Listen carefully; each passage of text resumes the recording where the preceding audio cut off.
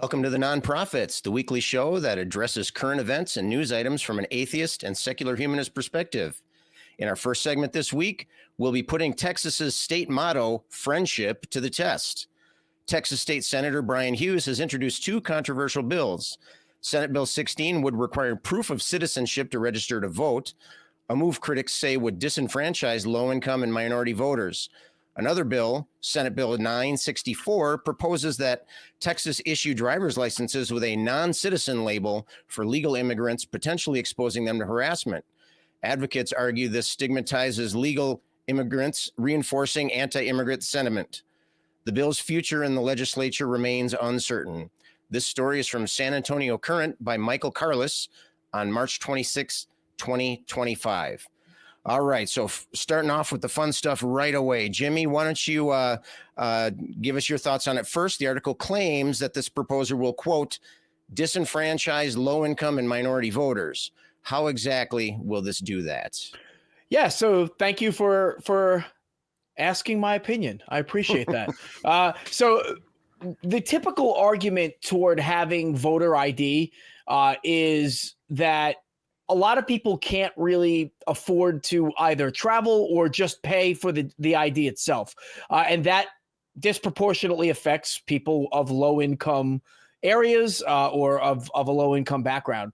And of course, that typically falls on people of color, minorities.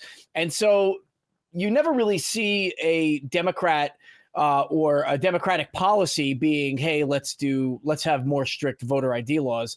The argument is typically, well, Republicans want us to impose voter ID laws so that, you know, their wealthy kind of base or their wealthier base will be able to coast them into victory, right? So that's the typical way that this would disenfranchise people. But the second one actually would have an opposite effect, in my opinion, because they would be giving IDs to everybody. So if everybody were given an ID and they were non-citizen and it said non-citizen on their ID, well, then that's a scary thing because that actually targets people who are not citizens, which is exacerbates the problem that we're seeing in this country now where immigrants are being blamed for a lot of this country's problems. And so that's kind of my initial take on why that is targeting or disenfranchising minority and poor communities, and then again, immigrants. All right, yeah, Helen, I know that you had something to say on this too, Jimmy. So Jimmy's talking about how it's going to, it seems at least, to target populations, specific populations in the United States. Do you think this is part of like a larger nationwide effort? Well, with just the, what's going on now with people being arrested, without due process. Being here on a green card, or you're an American citizen and you just happen not to have the right name. This is a trend. This is a reflection of this, because if you have an educated voting populace, guess who's not going to make it into power? Because the more educated you are, and also especially people that live in poor communities, people of color, they're going to be educated on the issues that matter to them and figure out which candidate is going to help them, get resources and get out of poverty and help with jobs and things like that. Like, you're going to pay attention to those things. If someone says, guess what? We don't really like that, so we're going to make it harder for you to vote. And they're going to push legislation to make sure that people aren't able to vote as easily as they could, because it does affect, these people that may not be able to drive to a voting booth. Right. Or something like that. And I find it really silly because, like, I got my voter ID in the mail. You can vote by mail. Mm-hmm. But I think that this is just a reflection of people of color and poor people, as Jimmy said, just being targeted. Yeah, and to me, it just seems like very frustrating. How can you get more anti-American than taking the voice away from the people? I mean, that was really kind of one of the founding principles of the United States, at least from what I understand, is that the citizenry can contribute to the governance, right? The citizens can vote for who they want. And if you are removing the vote from, it's kind of a taxation without representation kind of situation if you're targeting specific groups for that disenfranchisement, for that removal from the whole election system. Jimmy, can you give us any background? I mean, are there any historical examples of similar type of identification requirements that might give us a little bit of cause to worry here? Well, in the United States, there was a time where people had to, and forgive me, I'm no expert, but they had to prove that their grandfather voted in order for them to vote. That was a function of the Jim Crow South, right? And so, of course, at that point, many freed slaves or recently freed slaves, their grandfathers didn't vote because they were slaves. So then they wouldn't be able to vote, right? But the most popular example, of course, and this isn't necessarily a voter ID law, but this is an identification law or an identification infringement upon someone's rights, and that is the Star of David that all Jewish people in Europe were required to wear to identify them. This helped identify who was the problem and then led to, at least at first, deportation, but of course later imprisonment. And that's the scary thing about a policy like this, because we're already seeing talks of deportation. We've already seen migrants be removed to incredibly harsh places. The prison in El Salvador recently, we saw an American citizen get moved there. We saw a military aircraft, a cargo aircraft carrying U.S. immigrants within the U.S. to Guantanamo Bay, which I would argue is the closest thing that the United States has at this point to a concentration camp. So, if you look at the road that the Jews had to follow in 1930s Germany, and then you juxtapose that with what Latino immigrants are facing in the United States, everybody should be sounding the alarm in defense of these people. And, I don't know. I don't know what the next step is. What we can't do is allow this to go too far. We can't just wait and say, oh, well, that won't happen to us. We're the United States. No, it happens. It happens to us. It happened to Japanese Americans post 1943 attack on Pearl Harbor. Right. Yeah. And that goes against another American tenet, right? The great American melting pot, where we take bring us you're tired, you're weak, and so forth. And really what it's doing, it's just creating an us versus them situation. I mean, what better way to identify the them other than, making them wear, or in this case, have on their IDs a big label saying, I'm one of them, I'm not one of you. And it's, to me, that's just fomenting disagreement and disparagement and getting us, butting heads with each other, rather than trying to get us to work together to make life better for everyone. It really is just, it's really, to me, it's one of the vilest ways of trying to promote, try to improve the lives of some people at the expense of others. I mean, it's really savage and really very childish, I think. Helen, what are your thoughts on that? Well, the way, obviously this is disgusting, but also too, I'm going to kind of bring it back, that we're facing this sort of thing that only certain types of people get to vote. Only certain types of people get to participate in due process. Only certain types of people, actually get to have the American, experience, and it's sad and frustrating because, as Jimmy pointed out, we can't wait until, we're, up to our neck in shit, and we're just trying to pull ourselves out. What we're facing right now is the fact that this is going to be slow burn.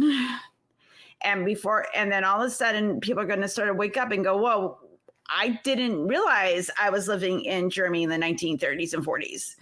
And it's but now you are. And because it's a slow burn, because it's that, and that's the whole thing about well, it's not happening to me, so it's not really happening. Right. Yeah, Right. and if I may, I want to Sure. just kind of combine some of the points that each of you just made. So, in quoting the Statue of Liberty, Scott, we ask for the huddled masses, right? The huddled masses.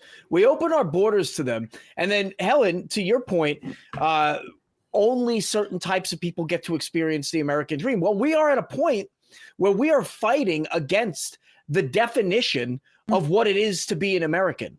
And there are people that think that they have a better idea of what it means to be an American, but really that causes us to decide that the principles that we are founded on are no longer good. And that's what this fight is about. Who's really an American versus who's not. And institutionalizing it is what's happening with these proposals in Texas.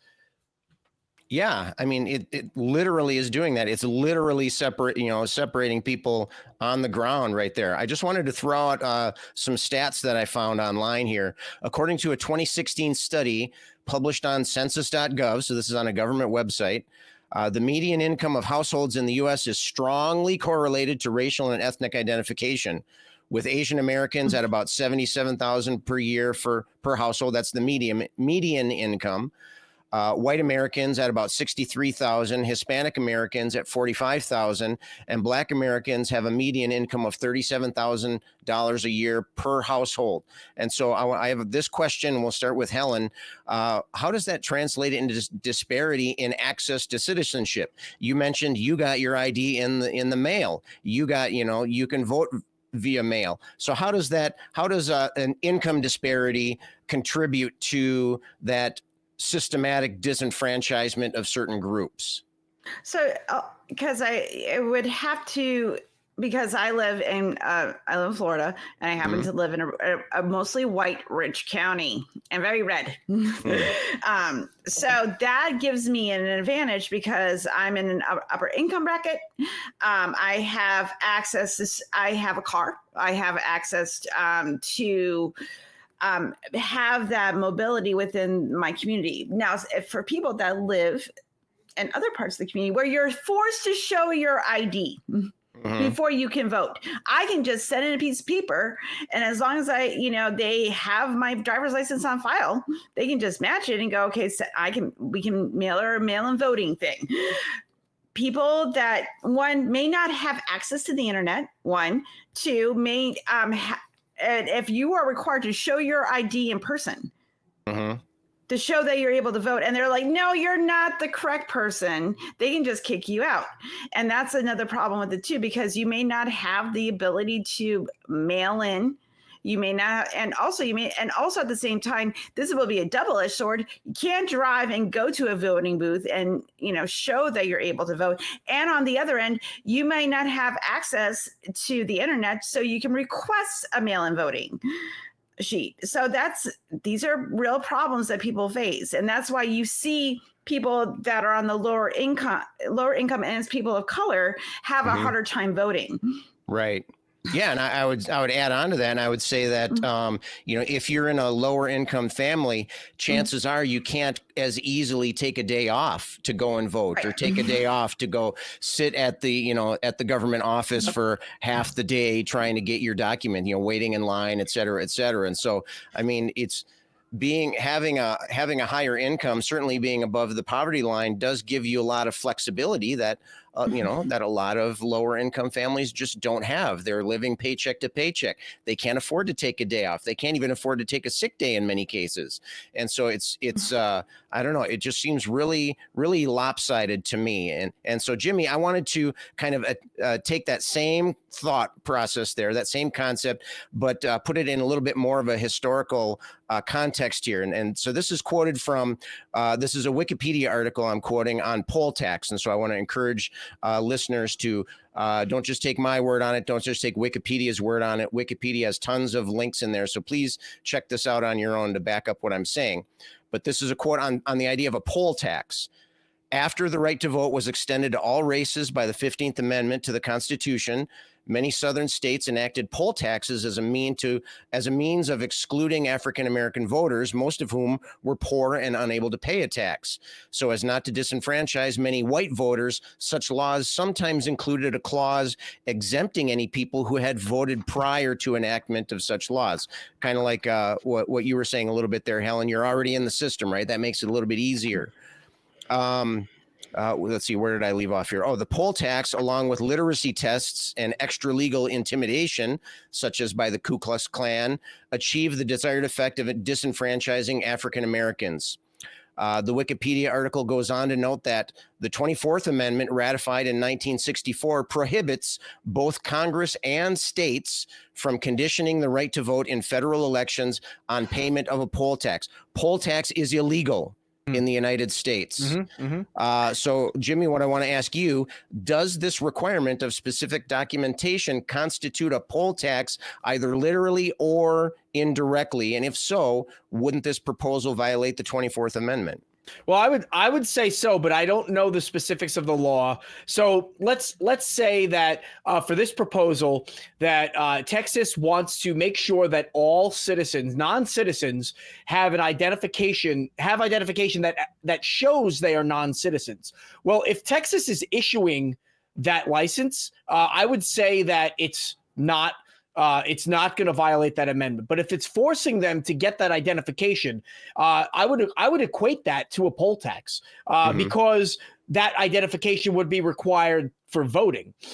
So if they want to require identification for voting, but they want to provide that identification, then I think that is the only way that this is fair. But making people purchase something where it's going to disproportionately affect those that are in poverty and in poor communities, and for all of the reasons that we've already discussed and which you two have so eloquently mentioned, that would serve the same purpose. Now, this is also more dangerous than just a poll tax because this is a physical identification.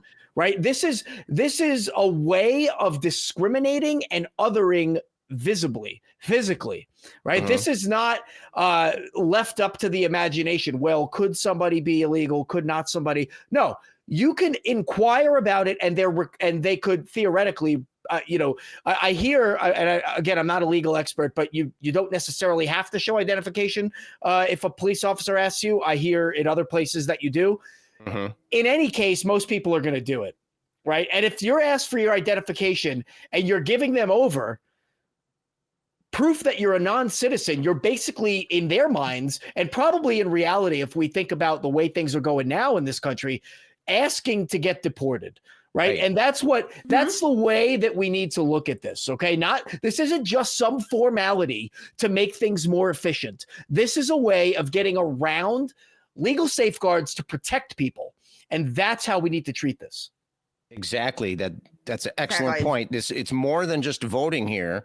It's almost an invitation for violence, really. It's almost an invitation for these people to be harassed and discriminated against. And it's I don't know. It's just really frustrating. And to me, again, I'm going to be using this word a lot, I think, these days, but it's just so un-American. I mean, it's so ridiculous. I have one last point, Helen, that I wanted to bring up. And so I wanted to bring this up because I think it's kind of funny.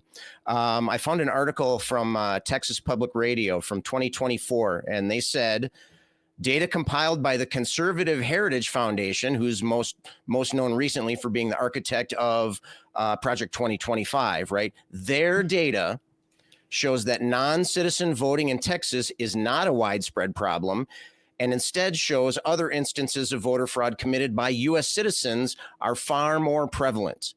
In its database, the Heritage Foundation has included 3 non-citizens casting ballots in Texas since 2012, 3 times since 2012. The foundation's data also suggests that a more pressing issue is felons casting ballots or being elected, but that's a side issue. Its analysis cites at least 4 times in as many instances of that type of fraud than when compared to non-citizen voting. So my question for you, Helen, how does this data support the charge that Texas is proposing discriminatory legislation? We're all claiming that this is discriminatory. Does this data back us up? Well, the proof is in the pudding. That's all I gotta say. That's all I gotta say. The proof is in the pudding. It does kind of speak for itself, doesn't it? Yeah. Yeah. Jimmy, do you have any thoughts on that as well? Well, I not necessarily. I mean, I want to close out this segment by just kind of giving my opinion about why this is so important. And so Sure. if you don't mind, I just have Please do. short sentences. And what we have seen so far is the blaming of immigrants for our problems. Then we're starting to see the rounding up and deportation and imprisonment of immigrants for our problems. So if we compare to 1930s Germany, for example, the only thing that we haven't seen yet is the systematic imprisonment and killing of people for being immigrants. Right. And I hope it stays that way. But if anybody out there is seeing this episode right now and you're hearing us talk about this, I would say that it is time to start considering, if you have not already, the reality of our country moving in the direction of 1930s Germany. And you need to decide right now, will you conform or will you not conform if we go that way? Because I will never conform. And I'm going to stand up for everybody's right to be treated fairly and to be treated like an American under the Constitution and under the laws that we are all guaranteed, citizen or not. So that's kind of what I wanted to say there, Scott. Thank you for letting me get that off my chest. That is an excellent place for us to wrap this up. And so if any of you out there, get off your butts and do something. Don't wait until it's too late. And if you want to watch more nonprofits, you can do it just by clicking these links.